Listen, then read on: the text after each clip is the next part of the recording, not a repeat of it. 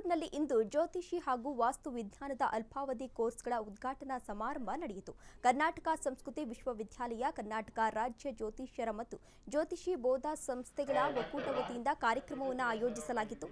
ಈ ಕಾರ್ಯಕ್ರಮದಲ್ಲಿ ಅನೇಕ ಜ್ಯೋತಿಷಿ ಪರಿಣಿತರು ಸೇರಿದಂತೆ ಅನೇಕರು ಭಾಗಿಯಾಗಿದ್ದರು. ಇನ್ನು ಜ್ಯೋತಿಷಿ ಅಭ್ಯಾಸ ಮಾಡುವ ಮತ್ತು ಆಸಕ್ತಿ ಇರುವಂತಹ ವಿದ್ಯಾರ್ಥಿಗಳಿಗಾಗಿ ಅಲ್ಪಾವಧಿ ಕೋರ್ಸ್ಗಳಿಗೆ ಪ್ರವೇಶ ಪಡೆಯಬಹುದು ಎಂದು ತಿಳಿಸಿದ್ದಾರೆ. ರಾಜ್ಯದ ಜ್ಯೋತಿಷ್ಯರ ಹಾಗೂ ಜ್ಯೋತಿಷ್ಯ ಬೋಧನಾ ಸಂಸ್ಥೆಗಳ ಒಕ್ಕೂಟದಿಂದ ಎಲ್ರಿಗೂ ನಮಸ್ಕಾರ.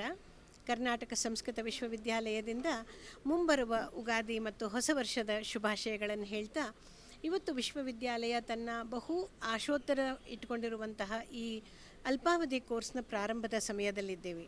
ನಾವೆಲ್ಲರೂ ಉಗಾದಿ ಅಂದ ಕೂಡಲೇ ಮನೆಗೆ ಪಂಚಾಂಗ ತರ್ತೀವಿ. ಪಂಚಾಂಗ ತಂದರೆ ಅದನ್ನು ಉಪಯೋಗಿಸೋದು 1 ಅಥವಾ 2% ಜನ ಮಾತ್ರ ಆಗ್ತಾರೆ. ಯಾಕೆಂದರೆ ಏನು ನೋಡಬೇಕು ಅಂತ ಗೊತ್ತಿರಲ್ಲ.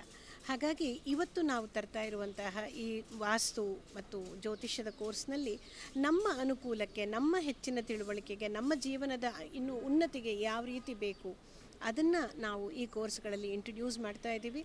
ಸರಳವಾಗಿ, ಸುಲಭವಾಗಿ ಎಲ್ಲರೂ ಕಲಿತು ಮಾಡುವಂಥದ್ದು. ಕೋರ್ಸಿನ ವಿಶೇಷತೆಗಳನ್ನು ಈಗಾಗಲೇ ನಿಮಗೆ ತಿಳಿಸ್ಕೊಟ್ಟಿದ್ದೀವಿ. ವಾರಕ್ಕೆ 2 ದಿನ ಕ್ಲಾಸ್ ಇರುತ್ತೆ, ಯಾವ ಮೋಡ್ನಲ್ಲಿರುತ್ತೆ ಎಲ್ಲ ಹೇಳಿದ್ದೀವಿ.